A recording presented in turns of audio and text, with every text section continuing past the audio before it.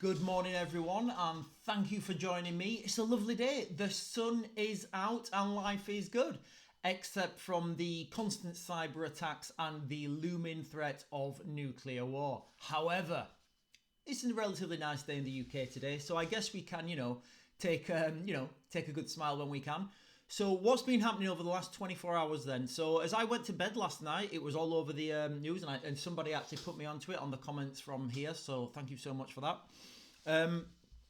Basically, the UK border force or the UK border system, it's gone down. The machines that scan your passports, they've stopped working. Now, straight away, guys, off the bat, I am calling this a hack, all right? Those of you who've watched this channel, and in fact, not so much this channel, but our other channel, link in the bio. Guys, if you've not done so already, please give my channel a little subscribe and a little follow and do all the sharing on your socials. Really helps us out so much when you do that.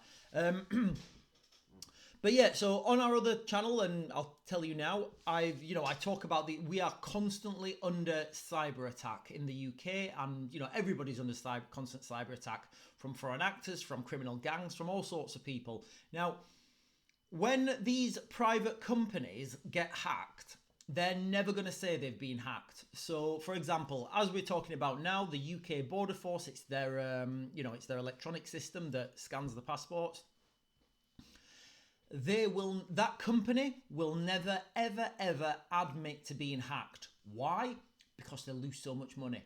Think about it, all right? If the government are paying them X millions a year to service these machines and to make sure these machines are working, and their security systems are not up to scratch and they can be hacked, then they'll just lose money. They'll look for another vendor. They'll be saying, look, we can't have you anymore. You keep getting hacked. Let's not forget the timing of this as well. This comes like a day or 2 days after the government admitted that the MOD payrolls was being hacked. So all these things are mounting up now, guys. The government would have to, the government kind of can admit to being hacked because, they're the government, they pay themselves. Whereas these private companies, it's going to be very difficult. It's going to be very difficult for anyone to understand unless you're looking at the architecture of that hack or of that system gone down. It's going to be very difficult for anyone to understand what's actually happened, and it can be easily washed over. And that's the reality, guys, all right? I'm calling this a hack. Let me know what you guys think in the comments. So the other thing I want to talk about quickly this morning, guys, and I want to put these together on how we, and the trust issue, is an article that came out last night, and I thought, wow, that is actually phenomenal that this article is out. So I'll just read you the headline, and of course I'll put the link to the article in the bio. And what I want to do is I want to be very careful with my wording because I don't want to get into trouble with anyone. So AstraZeneca withdrawing its Oxford vaccine worldwide. AstraZeneca is withdrawing its virus of unknown origin vaccine worldwide. The Oxford vaccine has been voluntarily withdrawn from European Union and will be withdrawn throughout the world. So it basically goes on now to explain how AstraZeneca have now admitted that this can cause potential blood clots and has been linked to 81 deaths in the UK. Now, can you remember a few years ago when people were connecting these dots, but we weren't like official government spokespeople. We weren't doing official investigations. We were just looking. We were saying, "Hang on a minute, you guys have all done that, and then you guys have all just done that," and we were making correlation. And I know correlation is not causation, but it just shows how. People are saying things and then years later it comes out as it's true. So what I want to do now is go back to let me go back to the Bordergate thing, guys. I'll put the link in the description below. I don't want to focus on that too much because I just thought it was interesting, and it just shows how, initially things can be said in mainstream media that mean one thing, like, I don't know, there's no link to a certain virus of unknown origin and a certain blood clot. And then it can come out years later that, oh guys, all you nutters who were were getting locked up, yeah, you were actually, for spreading misinformation, you were actually right. So the reason I'm bringing this back to the fore is to skip back to the hacking, the border forces that have gone down. Now, my question to this would be, who's going through the borders at that time? It'd be really interesting to find out, is there a delegation of someone? Is there a military attaché going through? Or who is being stopped at that border? Because if you're a foreign entity and you want to do these hacks, you can build these hacks up and you can say, say that I was running the team of hackers or whatever. They'd say, hey, you know what, Sean, we're actually into the border force. And I'm like, oh, wow, what can you do? And he's like, well, you know what, I think we could close it all down. And then I'd be like, okay, wow, awesome. Don't do it yet.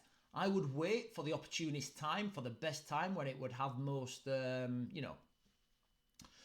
effect on that country, on that nation, on that company, whatever.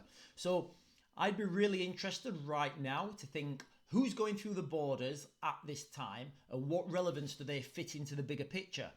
Is there shipments of cargo from certain places going through?